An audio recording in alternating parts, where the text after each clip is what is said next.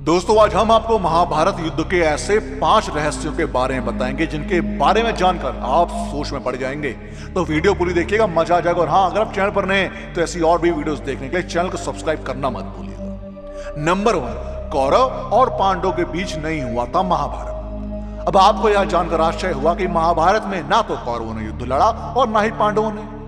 कौरव उसे कहते हैं जो कुरु वंश का हो। कुरु वंश के एकमात्र योद्धा भीष्म थे। उसी तरह जब पांडु का कोई पुत्र था ही नहीं तो कैसे पांचों कुंती पुत्र को पांडव कहेंगे। नंबर 2, महाभारत में लड़ता एकलव्य का पुत्र। अब श्री कृष्ण के हाथों में एक युद्ध में एकलव्य के वीर गति को प्राप्त होना या लापता होने के बाद उसका पुत्र केतुमान सिंहासन पर बैठता है और वह कौरव की सेना की ओर से पांडव के खिलाफ लड़ता है। अब महाभारत युद्धों में वह भीम के हाथों से मारा जाता है।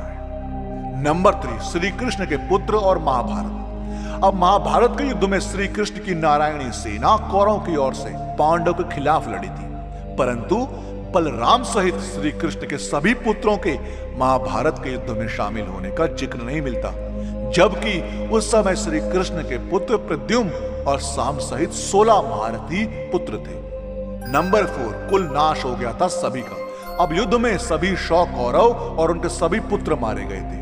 दूसरी ओर युद्ध के अंत में पांडव पत्नी द्रौपदी के 5 पुत्र को अश्वत्थामा ने उस वक्त मार दिया था जब वे युद्ध शिविर में सो रहे थे। अब 5 पांडवों की दूसरी पत्नियों से उत्पन्न उनके और भी पुत्र थे, जिसमें से अर्जुन पुत्र अभिमन्यु मारा गया था।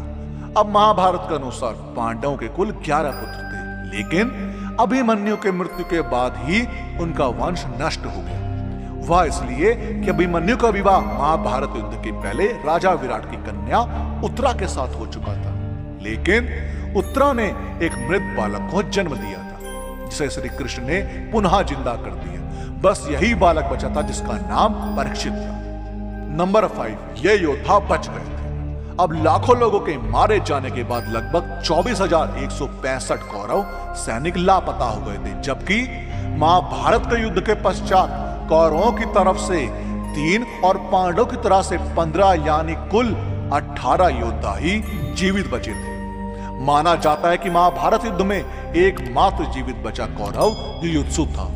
युधिष्ठिर ने युद्ध के मैदान में ही सभी योद्धाओं का अंतिम क्रियाक्रम करवाया था। अब महाभारत युद्ध की समाप्ति के बाद कृतवर्मा, कृपाचार्य, युयुत्सु, अश्वत्थामा, युधिष्ठिर, अर्जुन, भीम, नकुल, सहदेव, श्री कृष्ण, सात्यकी आदि जीवित बचे थे।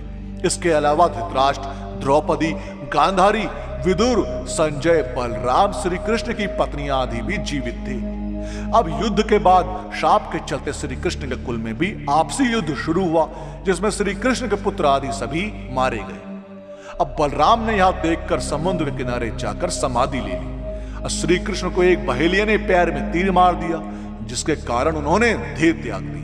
अब बचे लोगों ने कृष्ण के कहने के अनुसार द्वारका छोड़ दी और हस्तिनापुर की शरण ले ली। अब यादवों और उनके गणराज्यों का अंत होते ही कृष्ण की बसाई द्वारका सागर में डूब गई। अब धृतराष्ट्र और गांधारी ने पांडवों के साथ रहते रहते 15 साल गुजार दिए। तब एक दिन भीम ने धृतराष्ट्र व गांधारी के सामने कुछ ऐसी बातें कही जिसे सुनकर उनके मन में बहुत शोक हुआ और दोनों वन चले गए। उनके साथ गांधारी, कुंती, विदुर और संजय भी वन में रहकर तप करने लगे।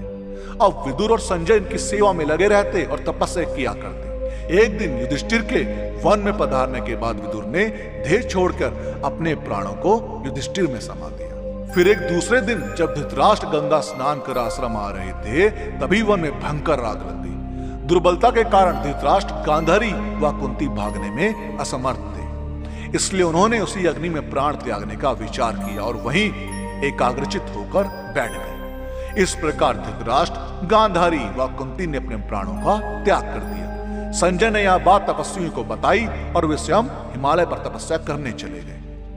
अब धृतराष्ट्र, गांधारी व कुंती की मृत्यु का समाचार जब महल में फैला तो हाहाकार मच गया। तब देव ऋषि नारद ने उन्हें धैर्य बंधाया। युधिष्ठिर ने विधि पूर्वक सभी का श्राद्ध कर्म करवाया और दान दक्षिणा देकर उनकी आत्मा की शांति के लिए संस्कार किए। अब ऐसी एक उम्मीदवार वीडियो है कि महाभारत के विचित्र रिश्ते नाते जिन्हें समझना मुश्किल है, यकीन मानिए जानकर चौंक जाओगे। तो उस वीडियो को अभी क्लिक करके जरूर देखें। उस वीडियो का पार्ट 2 चाहिए हो तो कमेंट्स में पार्ट 2 जरूर लिखें। और वीडियो पसंद आई हो तो लाइक करना मत भूलिएगा। हम आपको मिलते हैं अगली वीडियो में।